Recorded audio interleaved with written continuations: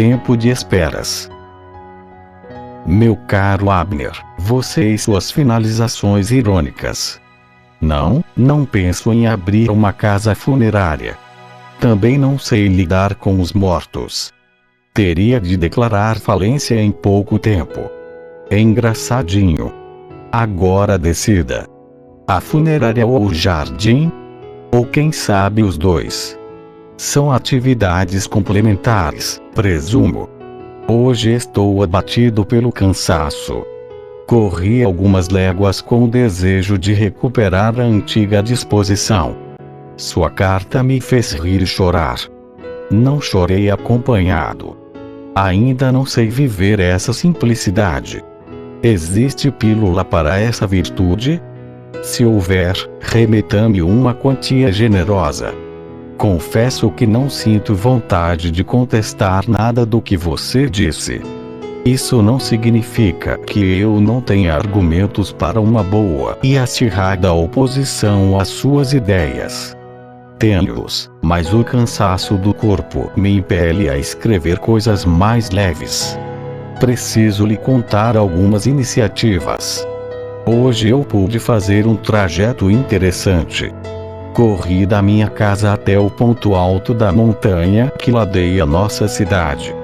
Lá eu observei que há uma espécie de flor que já desafia as últimas rajadas de vento frio. Pode parecer estranho, mas eu percebi que eram flores que pareciam se exibir, como se não fossem capazes de controlar a vaidade, entende? Fiquei rindo sozinho. Ali, naquele lugar onde o inverno ainda é ameaçador, as flores se aventuravam num risco existencial cheio de prepotência. É absurdo, mas confesso que pensei uma barbaridade que agora ouso lhe perguntar. Podemos falar de personalidade vegetal? Há flores vaidosas, outras orgulhosas, e algumas que são humildes. Será que no meio de tanta diversidade podemos encontrar flores que se comportem como nós? O meu caro Abner, quem sabe você pode me retirar desse impasse tão pueril. Florido de curiosidade, despeço-me. Alfredo.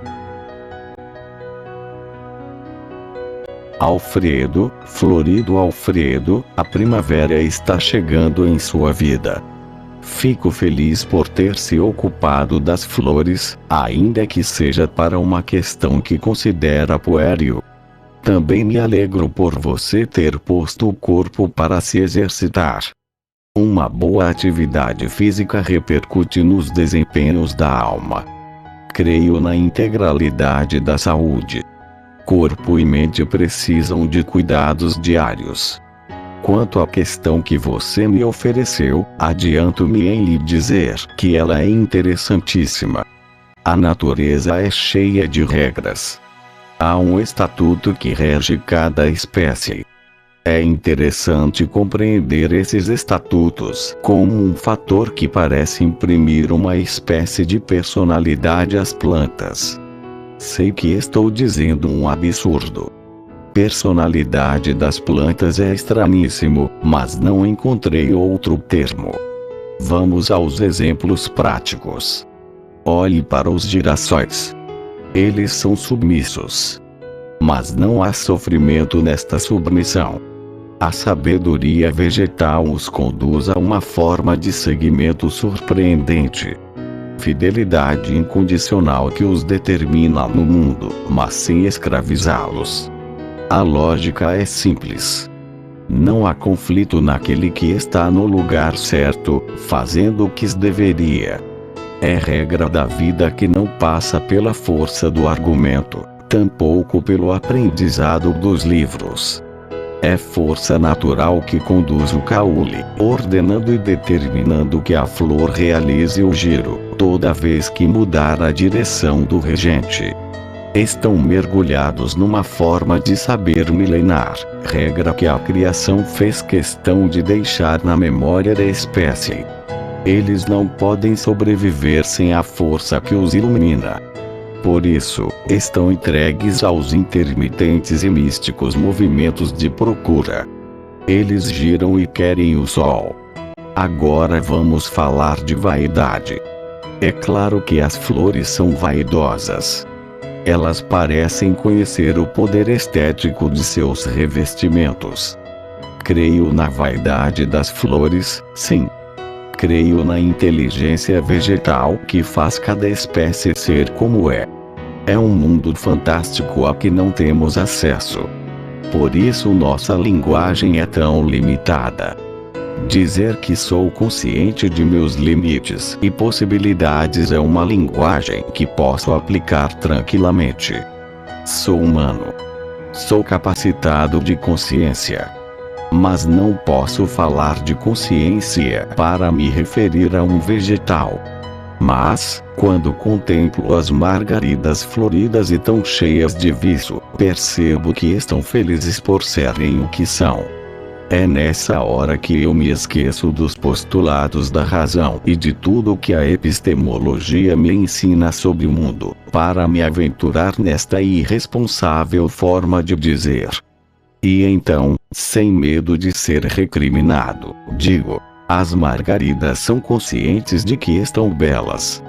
Mas fique tranquilo, eu não pretendo abrir um consultório para diagnosticar e medicar o conflito entre bromélias e margaridas. Já imaginou uma flor indo ao consultório tratar a vaidade excessiva? Minha loucura não chega a tanto. Não pretendo abrir uma clínica psiquiátrica para o tratamento dos desequilíbrios e desajustes da vegetação. Não estou disposto a receber em meu consultório um girassol conflitado porque o sol não reconhece o seu amor devotado. Seria demais para mim. Prefiro observar os jardins e favorecer o que cada espécie necessita para chegar a ser o que pode ser. O bom jardineiro é aquele que respeita o estatuto da planta. Um exemplo simples. Eu não planto gerberas à sombra, pois sei que carecem de muita luz solar. Plantadas no lugar certo, elas florescerão com alegria. Esta regra também vale para nós, humanos. Há sempre um lugar certo em que precisamos estar.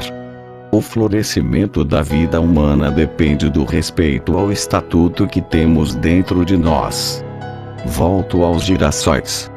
A partir deles eu me ponho a pensar no meu destino de ser humano. Penso no quanto eu também sou necessitado de me voltar para uma força regente, absoluta, determinante. Levei tempo para ter coragem de dizer o que agora lhe direi. Eu preciso de Deus. Se para Ele não me volto, corro o risco de me desprender de minha possibilidade de ser feliz. É nele que meu sentido está todo contido. Ele é guardião de todas as minhas possibilidades ontológicas.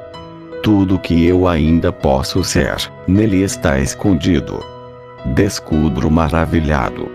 Mas no finito que me envolve, posso descobrir o desafio de antecipar no tempo o que nele já está realizado.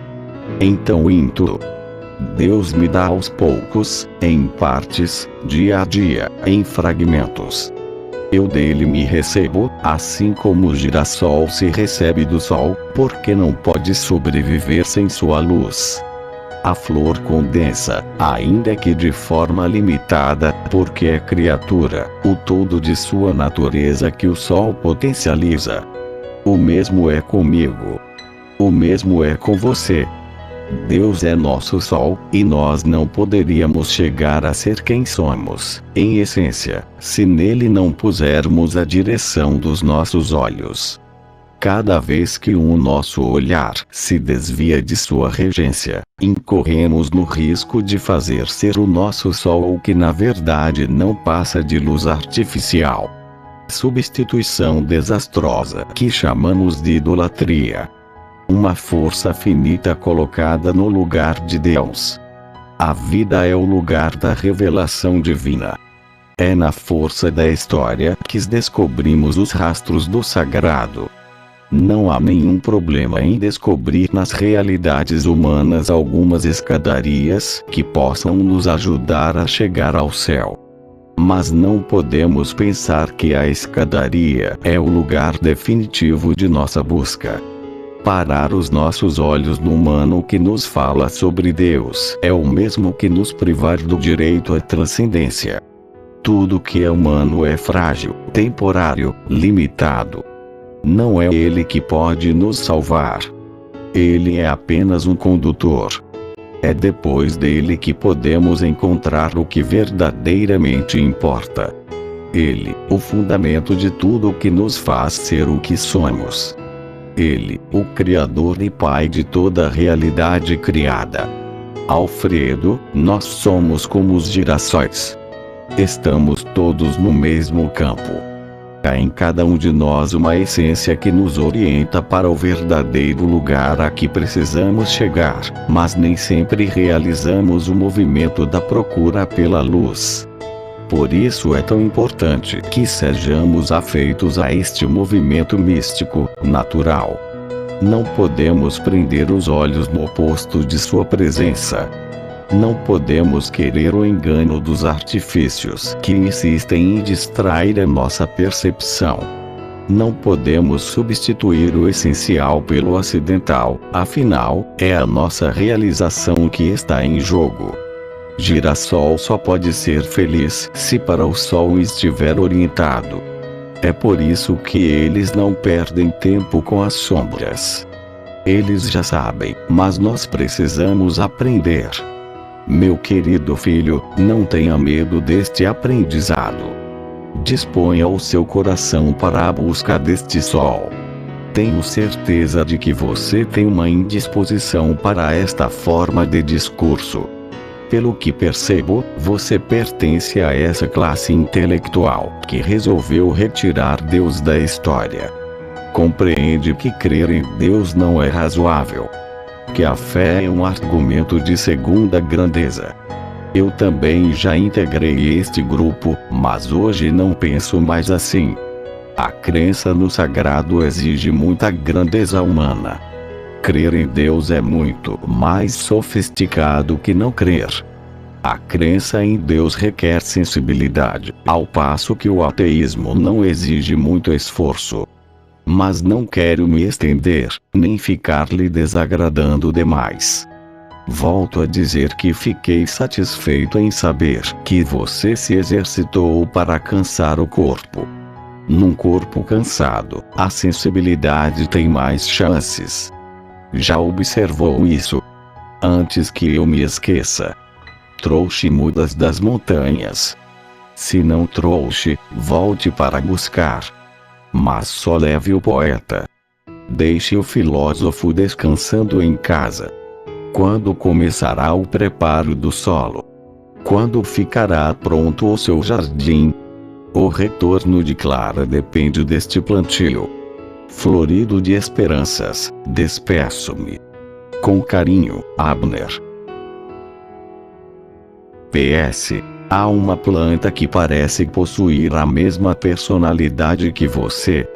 Comigo ninguém pode. Conhece? A mais nociva solidão é a que nos ausenta de nós mesmos.